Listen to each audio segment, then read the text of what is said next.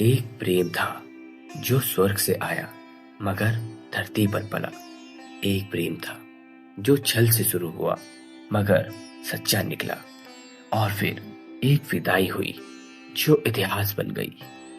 ये कहानी है उस तपस्वी की जिसकी साधना से इंद्रलोक कांप उठा, और उस अप्सरा की जिसने स्वर्गलोक का आदेश निभाया मगर दिल धरती पर छोड़ आई। ये कहानी है मेनका और विश्वामित्र की। आज हम बात करेंगे स्वर्ग की सबसे सुंदर स्त्री मेनका की तथा धरती के सबसे तपस्वी पुरुष विश्वामित्र की। मित्रों, बहुत समय पहले की बात है। एक कौशिक नाम के राजा ने अपना राजपाट त्याग कर ब्रह्म ऋषि बनने का प्रण किया और ऋषि विश्वामित्र कहलाए। अब उनकी जीवन का एक ही लक्ष्य था, ब्रह्म ऋषि बनना, जिसके लिए वे घोर तप में लीन हो गए। अन्न जल त्याग दिया, न दिन का होश न रात का, बस जीवन का एक ही लक्ष्य रह गया, साधना। उनकी तपस्या इतनी प्रचंड थी कि उनके तप से इंद्र का सिंहासन डोल गया। यह देख इंद्र घबरा गए कि अगर विश्वामित्र ने अपना तप पूरा कर लिया तो उनका पद देवताओं से भी ऊपर हो जाएगा। इस समस्या का समाधान करने के लिए इंद्र ने स्वर्ग की सबसे सुंदर अप्सरा मेनका को विश्वामित्र की तपस्या भंग करने भेजा।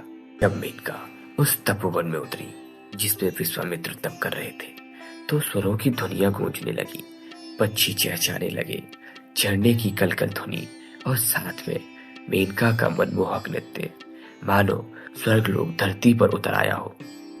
इस अलौकिक सौंदर्य को देख विश्वामित्र की तपस्या भंग हो गई और वह तप को कहीं पीछे छोड़ मेनका के प्रेम में लीन हो गए। महीने बीते, विश्वामित्र और मेनका एक साथ रहने लगे। मेनका का छल अब वास्तविक प्रेम में तब्दील हो गया तथा वह सचमुच विश्वामित्र से प्रेम करने लगी। कुछ समय बीतने के पश्चात उनके यहाँ एक पुत्री का जन्म हुआ जिसका नाम शकुंतला रखा गया। शकुंतला एक बहुत ही सुंदर कन्या थी। उसकी मुस्कान में स्वर्ग और धरती दोनों की झलक थी। और फिर वो घड़ी आई जब मेनका को वापस स्वर्ग लौट आने का आदेश दिया गया, क्योंकि उसका कार्य पूर्ण हो चुका था।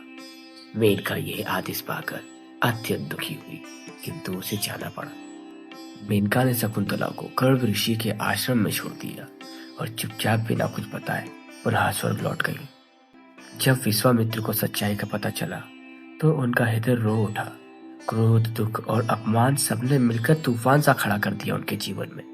जिसके बाद उन्होंने फिर से तपस्या शुरू की और इस बार वह अपने लक्ष्य से नहीं डिगे और सालों के तप के बाद उन्हें ब्रह्म ऋषि का पद प्राप्त हुआ। दूसरी ओर अब शकुंतला भी बड़ी हो गई और उसका विवाह राजा दुष्यंत के साथ कर दिया गया, जिनके पुत्र भरत के नाम पर हमारे देश का नाम भारत पड़ा।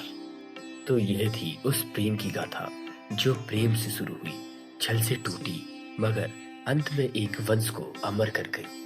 मेनका और विश्वामित्र कभी एक साथ ना हो सके, मगर उनकी बेटी ने इतिहास को वो नाम दिया जिसे आज हर कोई गर्व से कहता है, मैं भारत का निवासी हूँ। और अंत में, यदि हमारी वीडियो अच्छी लगी हो तो हमारी वीडियो को लाइक करें और हमारे चैनल को सब्सक्राइब करना ना भूलें। जय भारत माता की।